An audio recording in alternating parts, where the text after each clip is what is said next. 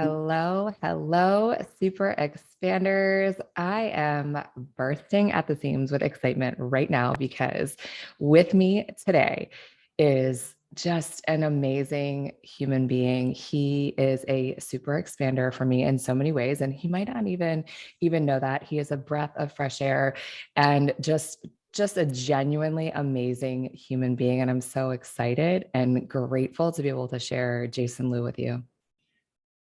Thanks for having me. I'm excited to be here. I've been waiting. I've been waiting for the day that we get to hop on this podcast and have this conversation. And finally, it's here. So everybody that listens to the podcast knows that I waste no time and I go deep. But before I go for the deep question, I'll give a little context to everyone and how we actually know each other. We met. Geez, I think time really flies. It's like, I think it's almost 2 years ago now. It's almost 2 years. Yes, we were in a workshop together initially on money mindset, and we were both learning about money mindset from the infamous, famous, amazing Nick Pags, and from there ended up in Project Limitless together. And then it's just been a journey ever since then that we've been like popping in and out of each other's circles and lives. And I feel like I'm just so grateful that we're always kind of like reconnecting. I think the fun part is it's crazy how small the world is of, I think, coaching and courses and people in the space. And it's funny how we all kind of bounce in and out of these spaces so often, and how often like lines intermingle in terms of like who knows who in this space. So it's been really, I think it's a really interesting space to think back to where it all started with that money mindset course, and kind of where everyone that was in that course with us have kind of shown up 2 years later. It's been kind of a wild ride. It is. It's so funny. I think maybe at some point it'll be like 5 degrees of Nick Pags. Is that For real? We can look back to that one money mindset course and be like, could you imagine if we didn't all meet there? Oh my goodness. So, and I'm grateful. I'm grateful that we had that chance to meet each other there and get to know each other further inside of Project Limitless, which really was, I think, one of the most unique programs I've ever gone through. Nick showed up and just gave so much, and the relationships that were forged inside of that container, I feel like, were priceless. It's a special group. It's fun to see kind of where everyone's landed up since then too. But yeah, funny enough, like I've been helping Nick with his back end on that program for 2 years. So it's been interesting as well, just to kind of see his growth, as well as just people come through the program and how much people's lives have changed in terms of the mindset, the growth, all that fun stuff. Absolutely. The power of transformation. Okay, so we're diving in. We're going deep now. I would love for you to share who Jason Lew is at the core, like the essence of who you are, like the real of Jason. The real of Jason. Wow. Let's see. I think I can be defined in a couple different ways. So I think in some ways I'm defined as a lot through my heritage and who I am. So I'm 5th generation Chinese American. And I think a lot of my story goes back to, I was 17 and I actually ended up doing a program called In Search of Roots, which essentially traces your genealogy back to mainland China. And it was an interesting journey to be able to go back and find both my maternal and paternal villages in mainland China. And to give you a context, we're talking about like running sewage through the middle of the streets. The well that has the water is next to the well that has the sewage. Everything's pulled by water buffaloes still. And there was one running light bulb in the village. And to go back and actually see what one decision does, what one decision makes, in terms of me standing in a field full of rice, looking at another boy about my same age and saying, if my great-great-grandfather doesn't make the decision at about 12-ish years old to get on a boat, to travel halfway across the world, to come to a place he's never been before, I could be that kid. And it's a really humbling place to be, I think, at times, to understand that how fortunate, at least in my case, I was to be in the place I was in. And I think that in a lot of ways it shaped that I had this opportunity, that I had this ability to take advantage of a lot of the trials and tribulations that previous generations had sacrificed or given up to have this chance. And I watched my father have his own business and repair furniture his whole life. My mom was an educator and teacher. Um, and I kind of always knew that I wanted to do something. I really thought I was going to go into veterinary medicine. I thought I was going to play with puppies and kitties my whole life. And then I saw a neuter and a spay, and that was the end of my veterinary career. But what ended up happening was my dad handed me a book called Rich Dad Poor Dad, which is kind of cliche to say now. But at 17, that was the first quote unquote personal development book I read. My dad had always had Earl Nightingale. He had cassette tapes of Tony Robbins laying around the house. We'd listen to them while we delivered furniture on the weekends. But that book really kind of rocked my world in terms of thinking about money from a passive standpoint. And so it set me really on a journey of what are my gifts, what are my talents, and what are my abilities? And for someone that had always thought of himself as someone very book smart, not someone that was socially good. I was very awkward. I couldn't look people in the eye. I was afraid to speak in public. Like all of those things didn't come second nature. I think entrepreneurship really kind of cracked that bubble. And so when you ask me the question of like, who's Jason? I think there's a part of me that's very much tied to family and heritage. There's a part of me that is very steeped in entrepreneurship because while owning a furniture shop and repairing furniture wasn't a tech-based company, I did have two very present parents in my life who were always there, supportive. Like there are a few things that I feel like I got lucky in my life, but I felt like I got the best parents in the world who were present, who were there, who were loving, who were supportive. And at the end of the day, I think the other half of who I am is it's steeped in this side of really tapping into what's my capacity and can I get the most out of what I was given? Like I'm of this thought process of out of the 7 billion people on this planet, you're put together a certain way. And I think part of what drives me on a day-to-day basis is, did I get everything out of it? Not was I better than the next person? Not did I make more money than the next person? But did I use my gifts to the best of my ability? And I think those three areas really kind of are at the core of who I am, why I do what I do, and kind of it shows up in terms of what I put first. So yeah. Wow, such a powerful story. And a few things. One, it's personal development is in your DNA, essentially, as is entrepreneurship, is what I just heard. But the fact that you actually had the opportunity to go back and witness and see where your family, like your ancestors lived in the way that they lived, and to be able to have that moment where you are looking at that little boy and could see yourself in him. I feel like just that is like one lesson, like it's like a lifetime of lessons all right in a single moment. Yeah, it was one of those moments that I don't think I was intending to have. And if I'm being honest, the only reason why I went on this trip was because I thought I looked good on a college resume. Like I thought going on this trip, finding my heritage, writing an essay, getting into a college, that was the whole purpose of it. And the unintentional side of it was kind of really seeing the sacrifices that were made. And even going back and seeing pictures of my father on the wall, a place that I had never been, never knew about, never knew it was still standing. The question was, would it still be there? And just how much was given to looking at who was lucky enough to get out, who was lucky enough to get out of the Cultural Revolution, flee, China before communism hit and they burned everything down. And essentially, like people kept track of where the family went. And it opened up this whole different can of worms about like, what did my grandfather do and how did they bring people to the country? And, all these things I never intended. But I think the biggest part of it was I got to recognize how freaking lucky I was. I wasn't just some like spoiled American kid who happened to look Chinese, who had a Nintendo and, hang out with his friends, but there was a real story behind how you got here and how fortunate you were. Oh, I love that. So you have kids. Are you going to take them Just on? one, just one. Why do oh well, you have a fur baby. I don't know, why did I think you had two? I'm not sure why I thought that, but That's good.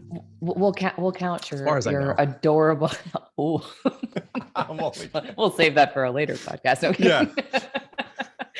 Podcast number 2. Yes, yes. We'll count your dog as a fur baby. So that Thanks. counts as 2. So you have a child. And now I'm thinking, like, are you gonna take your My your daughter. your daughter? I'm stumbling over my words. Thanks for the help there. You're good. On this like pilgrimage. Yeah. So, I mean, I think at some point in time, the answer is yes. So my family tried to take me back to my village when I was really young, like 6. And that was a lot. So, I mean, I'm combining 2 stories here, but essentially this all kind of happened when I was 17, but there was a time when we went back to China and I was 6 and it was a bit too much. I think there's a right time to bring a child Absolutely. back when they're open to the experience. But what's interesting too is my wife is she's Chinese, but she was born in Vietnam. So as opposed to my family fleeing to the States, her family went to Vietnam. She and her family lived in Vietnam for multiple generations, but when the Vietnam War happened, her father was the youngest of 4 siblings, and they had to escape through the jungle, and they tried to escape 10 times, and she ended up literally being in jail, like 0 to 3, trying to escape Vietnam. 10th time, after enough bribing, they finally got out, got to the States, got to Chicago. Can you imagine, like, Vietnam to Chicago? So we have these 2 lineages that we do want her to really experience and understand, but I think the question is timing, and when she's open and ready for it. So yeah. Wow. The power of just human resilience never ceases to amaze me. Gosh. So Yeah. this is, now we digress, but I have to ask, has your wife Anywhere. been back since? Yeah. So, I mean, Ho Chi Minh City, Saigon, I mean, it's an amazing country to be in now. Like, it's a fantastic place to go visit. Food is fantastic. Everything is incredibly inexpensive. Southeast Asia is great. But the year before my wife and I got married in 2008. And the year before we got married, or actually weeks before we got married, she actually did the same trip with the same program I did when I was 17. So she was probably 25, 26 when we got married, but she did the program. She took off for 3 weeks, went back, found her ancestral village in China, not from Vietnam, but the one that they came from in China. And then 3 days later, she got back covered in mosquito bites, and we got married. So it was good. Oh my goodness. That's an amazing story. Yeah. So let's kind of pivot here and move a little bit Sure. into what it is that you do these days. What do you do? How do you bring your talents and gifts in the world? And I feel like kind of starting that, even I might have jumped the gun a little bit.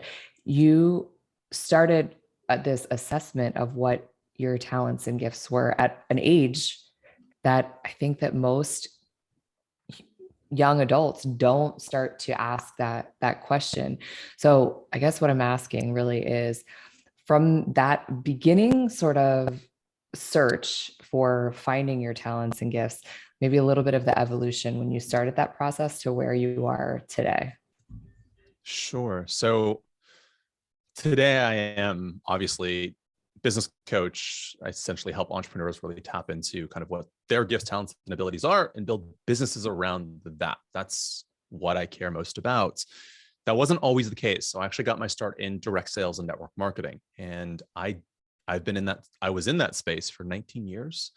I spent essentially 9-10 years at 2 separate companies and saw the best of network marketing, and I saw the absolute worst of network marketing. And we can talk about that if you want to. But I think what was interesting was I fell in love with the concept of, obviously, direct sales because of the passive income side of it. Whether that was a pipe dream or a little bit of smoke and mirrors, there is some passive income to it. But what it put me in a position to really learn, I think, was sales. I think sales was the foundational piece that I did not. I think the initial goal was, if I could just make money, if I could just make $10,000 a month. And the way to do it was sales, whether that was cold dialing, whether that was horribly prospecting people or trying to talk to people in the middle of a mall, whether that was doing presentations in dens and living rooms or in front of stages full of 15,000 people, that was the foundational piece that really pushed me into a position where I had to be able to speak in front of a crowd. And I think what's interesting along the way is that this maybe gets into our conversation, but when we start to find people in our lives that inspire us, what I recognize most is that what inspires us typically is something that we wish we had in ourselves, or maybe a part of us that we wish we could just grab that thing that that individual has, whether it's their audacity, whether it's their courage, whether it's their bravery, whether it's their ability to speak in front of a room. I had people in my life that were just incredible in front of a room. They could light it up, they could smile, they could pull it in, they could make it cry, laugh, and they could sell like crazy. And so when I saw that, I said, I want that. I didn't know how it was going to apply to life. I didn't know this was going to be my profession. It was just something that I said, I want that. And it brought about this ability to like be a student of it, whether it was recording and listening to speeches again and again, whether that was, ferociously taking notes. Like that was the space that I think really tested and really I figured out I was decent in. I had an aptitude for it. And so selling kind of just became second nature for me. And yeah, I spent 9.5 years in a company, did decently well. And up until the point where I really began to realize some of the things that weren't so cool behind the scenes that were happening, did I then leave and look for different pastures. So when you set out to sort of determine what your talents and gifts were, did you see yourself in a sales capacity in the beginning? No. So culturally, I was really shy and really introverted. Like I had a hard time looking people in the eye, and I would just stumble over my words. And I think the only thing that got me past was I had to keep giving the same presentation. It was the same sales presentation. And I probably gave it, I don't know, thousands of times, hundreds and thousands of times live and in front of people that had their arms crossed and like they were just really skeptical. And I had to memorize it so well that eventually over time, I got good at it. But it was the discipline of it. It wasn't because I thought, hey, I want to be great at it. Hey, I think I'm going to be fantastic at it. It was literally like trial by fire. And the byproduct was I got good at it.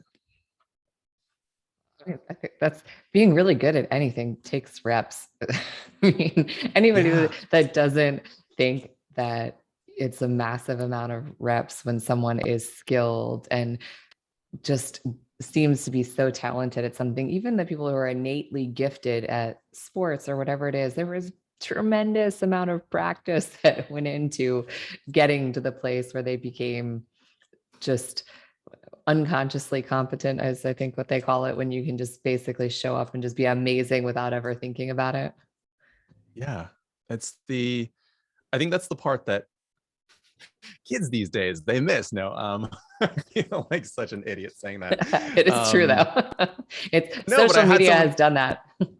Yeah, I had someone the other day. They're like, "Can you just show what's the course? How do I get good at sales?" And I'm like, "I can give you stuff. Like you can do you can say the exact same words, but if you're asking how I got good, it's the crappy stuff. Like it's literally sitting in front of rooms and doing pitches that don't work, seeing people's eyes just gloss over and realizing that you have to switch it up or change your rate, change your speed. Like you don't get those experiences just by like regurgitating. And I think there's a level of being bad at something long enough until you're good at it, which doesn't seem to be the case now.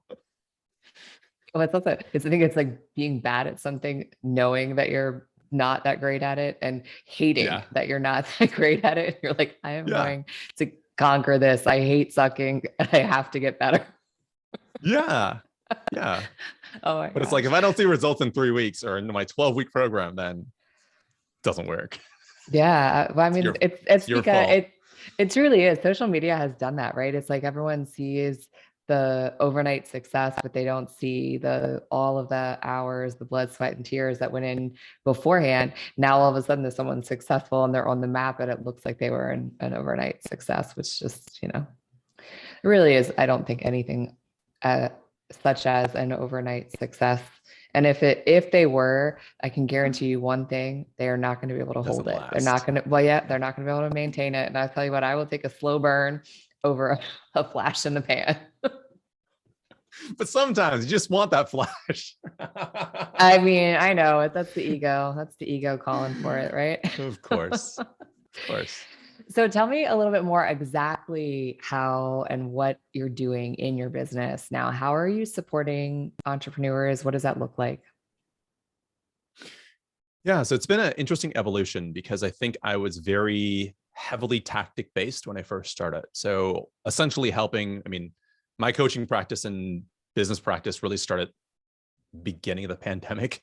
And so for a lot of people, it was taking whatever was in-person, face-to-face, fit pros, people that worked in meditation and breath work, and essentially trying to take a lot of people that were entrepreneurs in some way or self-employed in some way, taking it from face-to-face to online, whether that's building courses, programs, one-on-one coaching, whatever it is, but essentially making what they do digital, and really making that pivot. And so for me, a lot of it was tactic based when I first started. And I think what I began to realize, and this comes a lot from the program that you and I did, which is Project Limitless, was tactics get you so far, and someone can white knuckle their way through tactics and a template to get them to a certain point of success.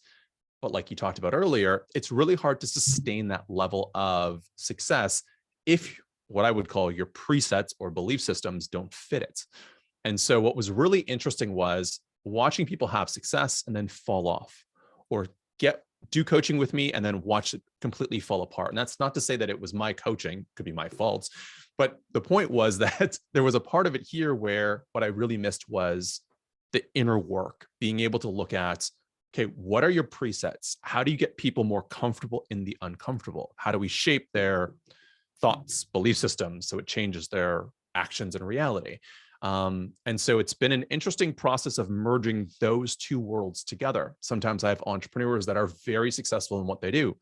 They're not missing the tactics, but they're wondering why they can't attract a certain client, why they get stuck at a certain income level, why it falls apart at a certain point in time. And so what's interesting more recently has been being almost a sounding board at times to help people kind of sort through why this is working, why they're afraid to make this move. So yes, it's tactic based. Yes, it's very entrepreneur based. But a lot of times it's helping people really kind of get to the meat of why aren't they where they want to be right now? And how do we crack them open so that they are? Yeah, that's the secret sauce. So what was the inner work that you had to do in order to arrive at the space that you could walk people through that? Let's see. So 9 years into my network marketing career, I had been around two entrepreneurs that were maybe some of the best marketers I'd ever seen in my life. The challenge was they had very questionable morals, ethics, and standards, to the point where they had the largest robocall suit ever in the history of the United States filed against their company, for almost $1 billion.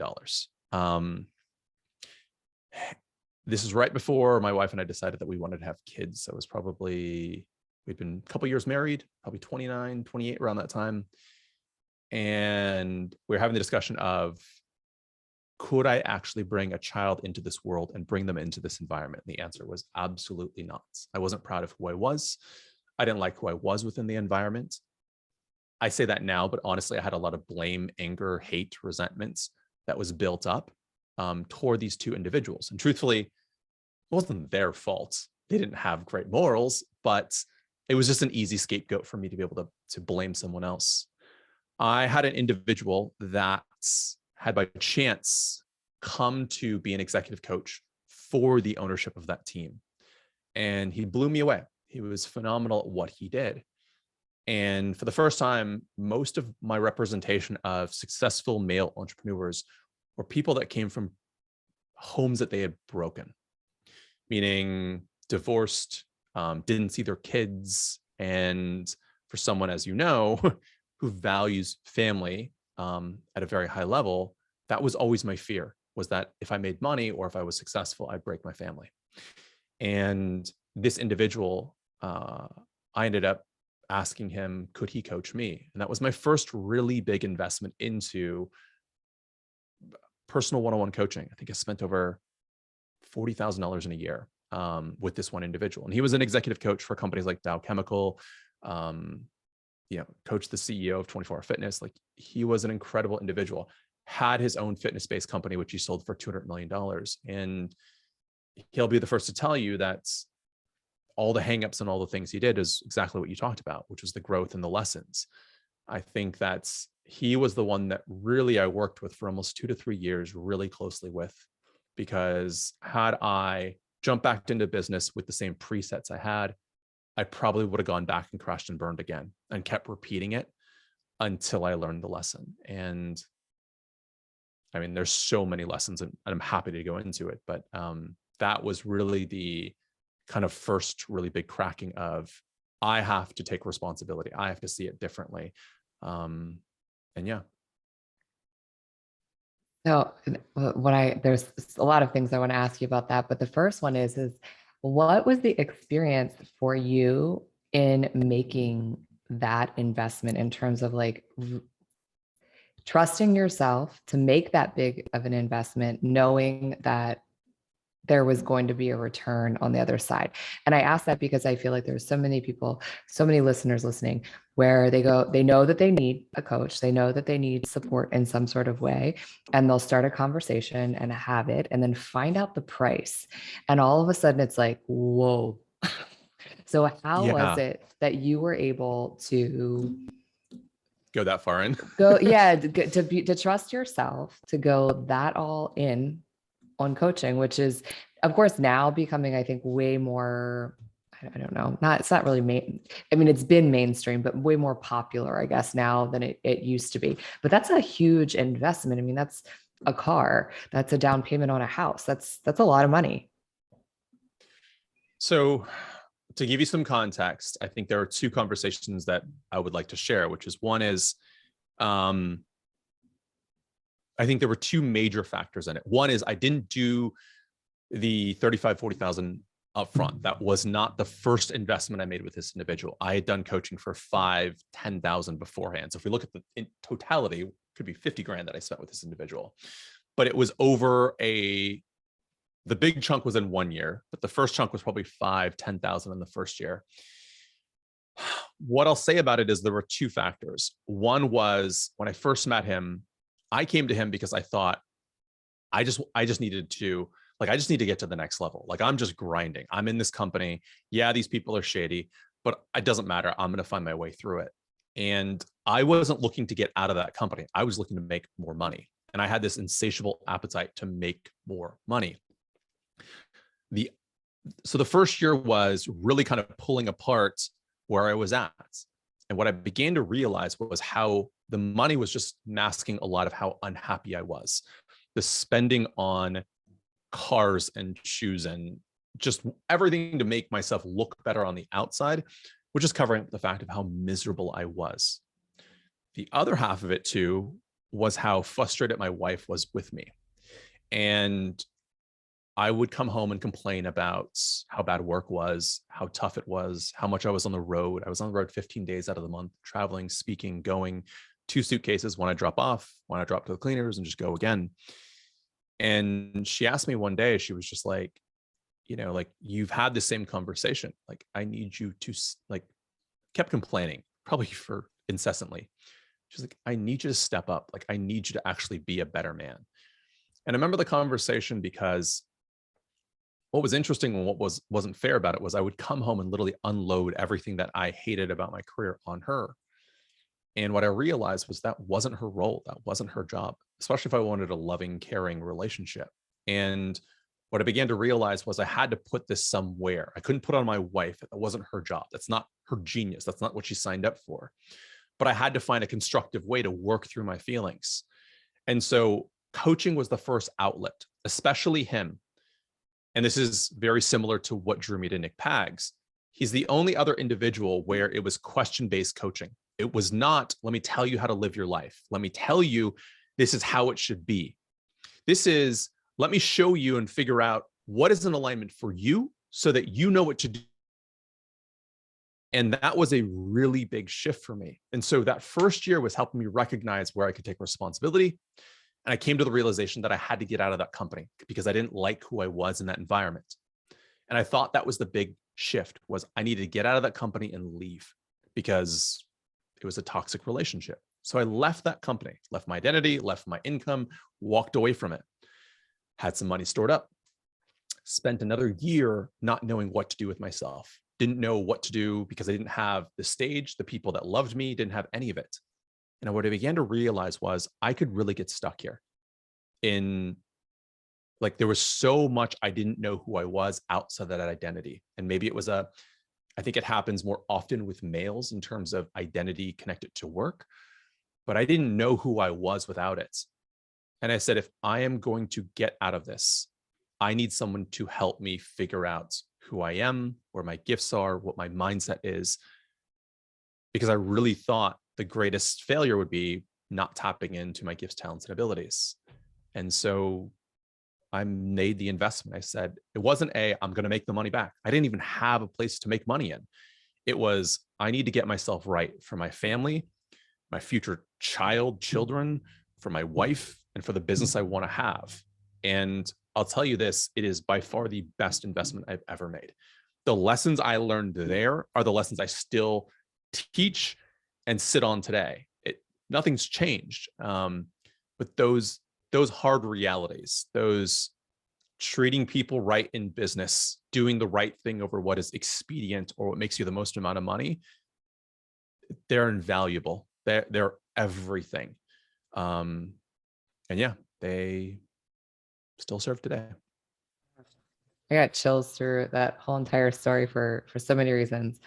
One, I feel like when the idea that your wife was so emotionally not mature, like her communication was so high level that she could actually come to you and say to you that she needed you to step up and be a better man. That, first of all, just like I almost made burst out in tears crying when you said that, because that's not easy. But it's also, I think from your perspective, it's not easy to receive or hear. It has to be kind of one of the hardest things you could possibly ever hear from your partner and spouse. Like, whoa, whether you knew it and felt it to be true, it's still like, wow. So I feel like I just want to applaud you and your wife for such an amazing, it's more of my wife's thing. Yeah. Relationship and one. High level communication there, because it's huge. You had the wherewithal to receive that and actually take action and sit and dwell and ruminate on it and blame. And I feel like such an amazing coach that you came upon, or that you had in your life, because and this is take note of this as you're listening, that is what a good coach does.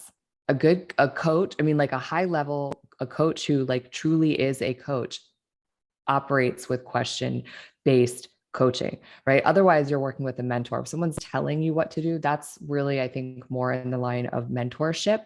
And if you really want anything to stick, especially when we're talking about inner work and growth, but I even think when we're talking about strategy, it has to align with you. So it has to be based on a question, right? Because we all have that inner wisdom within us.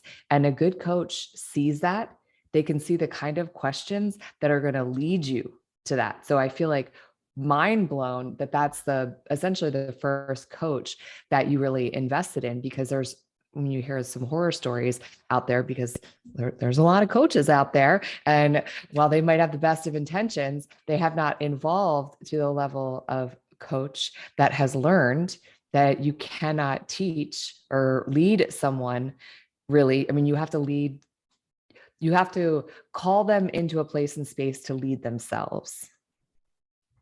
Yeah. I think that's everything, which is, you have the wisdom within you. We each have the wisdom. There's no one that's going to come save you more than you're going to be able to save yourself. The answers, you have the answers. A lot of times it's just, we're not a neutral space to be able to see it ourselves. As much as I'd love to be able to I know the tactics, I know the tools of how to coach, I am not a good coach for myself. I still to this day need coaches. I still have coaches and invest into coaching. I have to, because I have blind spots, and there's sometimes I need people to call me out on my stuff. Sometimes that's my wife. Sometimes those are the people that I care and love, and the peers that I have in my space. But it really is, I think that's what makes this work when it's really fun. I shouldn't say fun. It's not always easy. But what it's really amazing is when people get the light bulbs that they have the gift, they have the thing inside of them. They can be their own North Star. They can be their compass.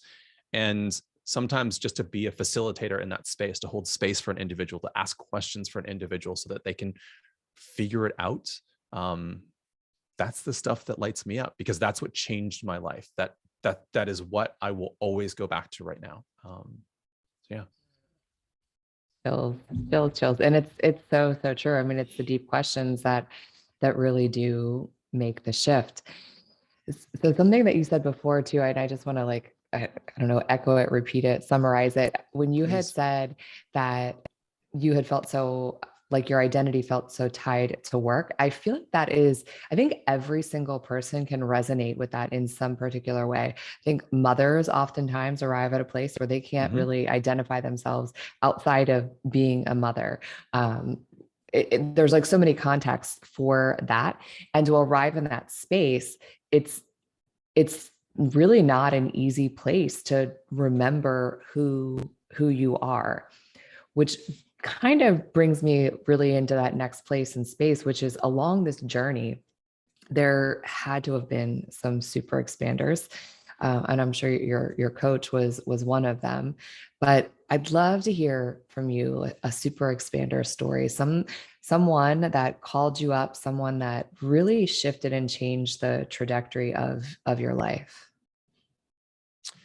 So one of them has to be this coach. So his name is James McPartland. He wrote 2 books called Unopened Gifts. He had a company, if you've ever been on a treadmill, called Star Trek. That was his company.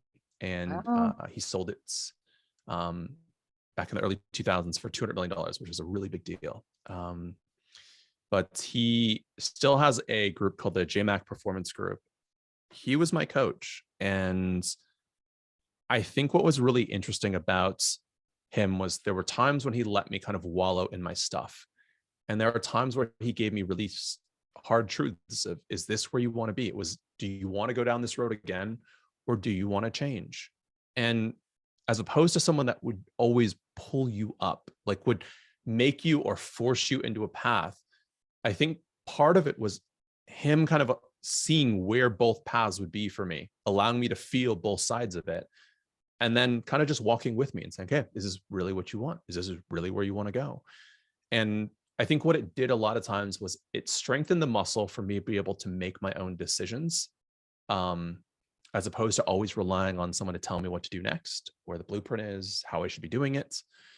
I think more importantly, it gave me the wherewithal to be like, no matter how bad it gets, you can always figure it out. It's just seeing the problem slightly differently. And I think in entrepreneurship, it's everything. I'll give you an example. I had a lot of hate and resentment, which I referenced earlier, toward that original company, especially the 2 owners that ran that company, to the point where I've rarely wished anyone harm in life. I literally wanted to see these people burn for what they had done.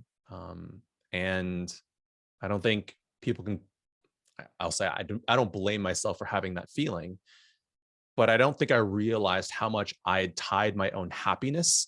And it was almost like I was in a car at times, and you'd mention these 2 people's names, and literally I was going from driving the car to being in the back and going down just a windy road. Like my emotions would just go. This would happen on the regular. And what I began to realize, and the lesson that was really given to me is what we typically don't like about other people are things that we don't like about ourselves. And seeing these 2 individuals reminded me of the times that I was dishonest with money, that I was dishonest with people, that I wasn't honest. And what that gave me was something really interesting. I could keep blaming them, or I was given the choice of, could you take radical responsibility of who you are? Can you apologize for the things that you've done wrong? And can you make a stand for doing right by people to the best of your ability? And what it did was it gave me the ability to actually love those two individuals. Same individuals that I felt were unethical. Doesn't mean I want them in my life, doesn't mean that I will have them anywhere near my life, but it does mean that I have love for the individuals, for the lessons they taught me, because without them, I don't have it. This maybe gets a little meta, but he said, what if in a past life, you sat across from these individuals and you guys made a pact that you would have this disagreement in the next life so that you could learn the lesson? Like, what if? Like, we can make 1,000,001 stories about how they did you wrong, but what if we made a story about how they did you right? And I started a practice of actually, he always used to say, we have two people in our lives of that individual. So what he meant was, you have two versions of the individual you dislike. There's the real person and there's the one you have in your heart. Can you heal the one that you have in your heart? If you heal that one, you'll heal the one that when you actually interact with that other individual. So we had this practice of actually sending love and gratitude to this person. And it was the most ucky, uncomfortable feeling when I first started it. And by the end of it, I genuinely have a deep love. I don't like the person, but I have a deep love for the person, for the lessons it brought me and the person it shaped me into. And those still stay with me. Those are priceless and powerful lessons. One that I'm sure everyone listening really has so much to take from that. And the fact that there's a reframe always in everything, right? It's flipping, why is this happening to me, to how is this happening for me? And yeah, he definitely did a really great job of doing that for you. And I want to just thank you for being so vulnerable and open and honest and sharing that, because I think that we all have things inside of us always, even like when you look at your top core values, there's probably times when you have violated your own top core values, but that's not something that we would love to admit, right? It's like, but these are my core values. And so I feel like that's just a huge, big thing for you to share. And there's so much truth in the fact that when we are triggered by something, that there's a reason why we're triggered. And typically, if you stop and look in the mirror, it truly is because you're fearful to admit that there is that element of you that's like lives inside of you. Yeah. Yeah. So much healing, so much wisdom inside of all of that. So thank you for sharing that powerful super expander story. Yeah. So inside of that, I'm sure there's really been a lot that connects to really what I'm about to ask you next, which is what is your North Star? What is really the thing that gets you up in the morning, the thing you're consistently, constantly striving for, reaching for? What is it?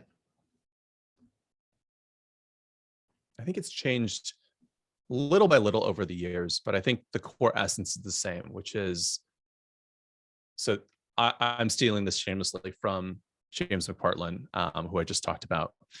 He has a book called Unopened Gifts, and his whole philosophy is essentially, when they make you in the mothership or the spaceship or wherever they make you, his philosophy is that they package you up with gifts, like Christmas, and they fire you down to the planets. And he said the greatest shame is to be able to come back, and whether you meet God, universe, source, whatever your belief system is, and you come back through the pearly gates or whatever it is, and they said, it's almost like, why didn't you open the gifts? Like, why'd you just leave them underneath the Christmas tree? And he said the whole point, and I believe this as well, is to take everything you were given, rip open all the bows. And he's like, you want to use them to the point where at the end, you're on a motorcycle, hair on fire, sliding across the finish line, saying that you used every last bit and ounce of what you were given.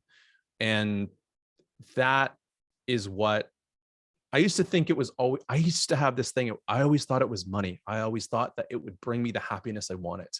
Being on the boat and living in the house and doing the things. And there's never a vacation I've ever not loved with my family, but the money is a byproduct. The success and the fame and the recognition, it's all byproducts. I've had it and been miserable. I'm not saying that I've had it at the extreme levels, but to have some of it and to still be miserable is a really interesting feeling to be in.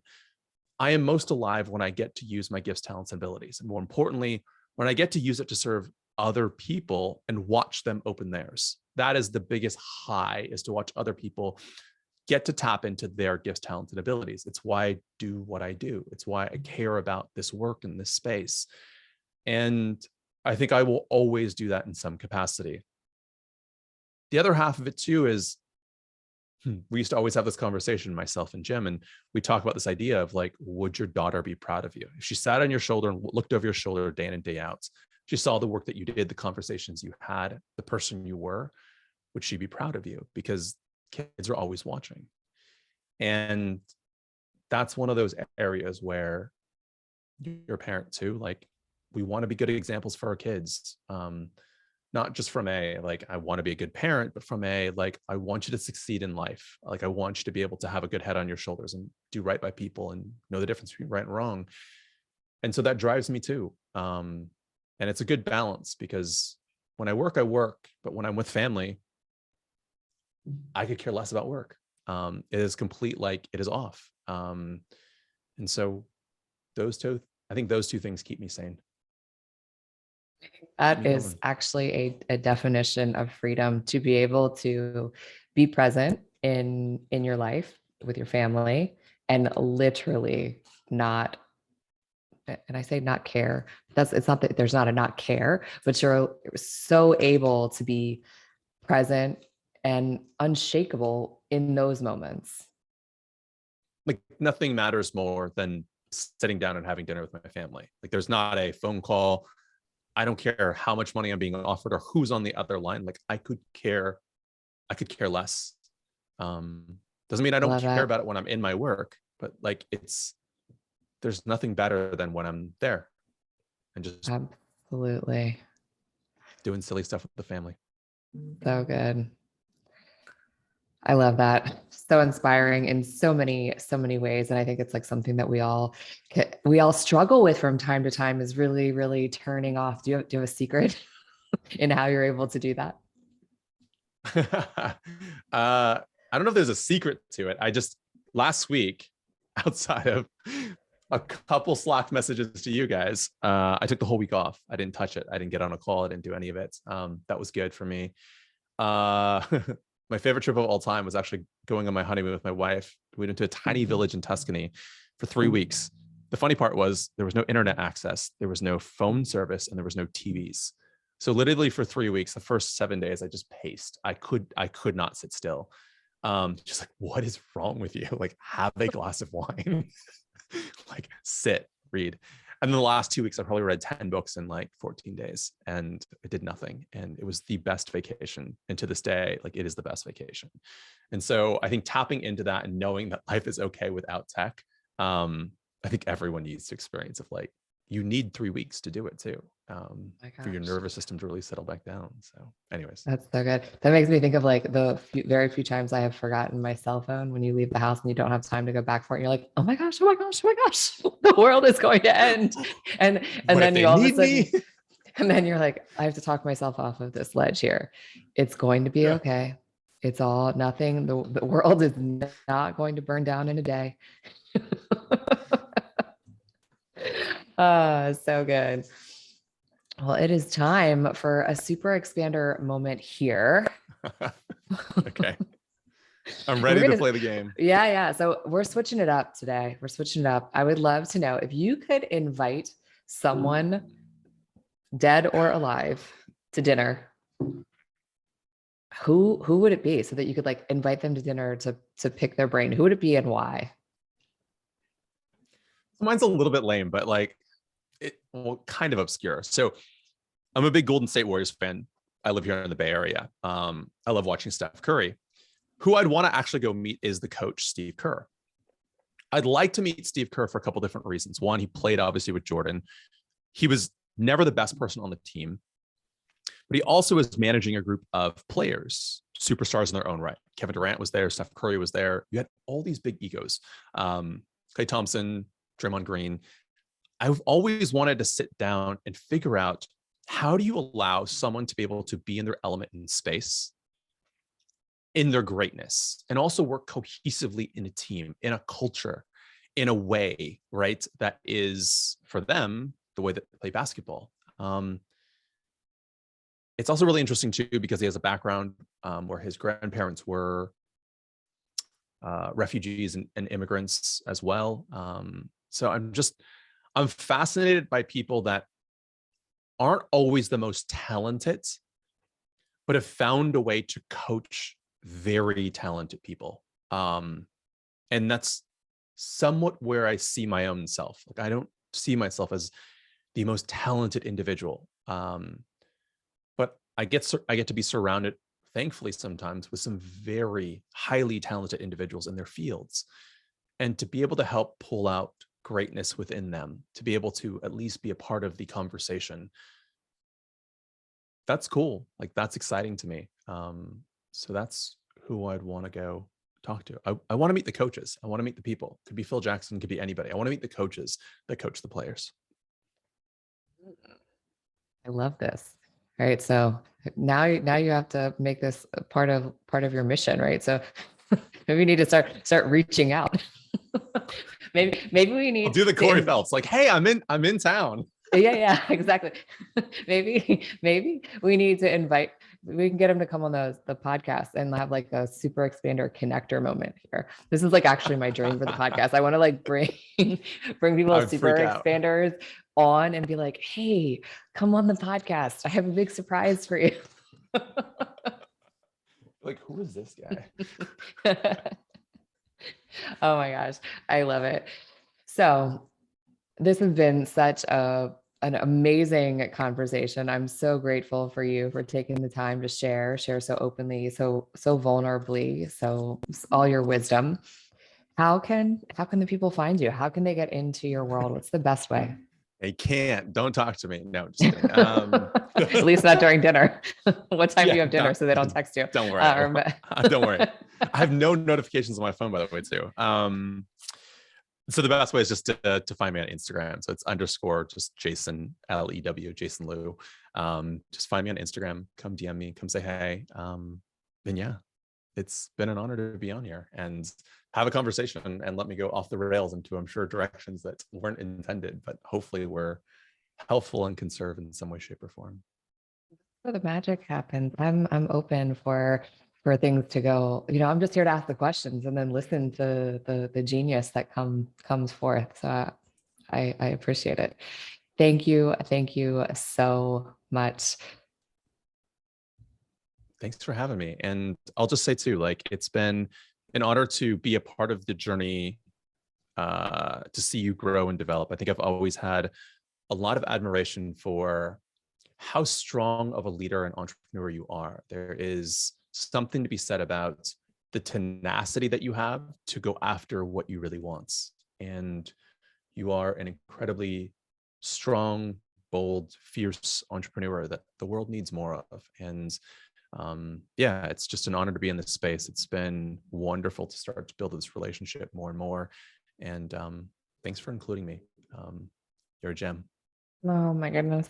Thank you. I received that. I'm blushing, guys. I know you can't see me, but blushing. Maybe my eyes are watering a little bit over here.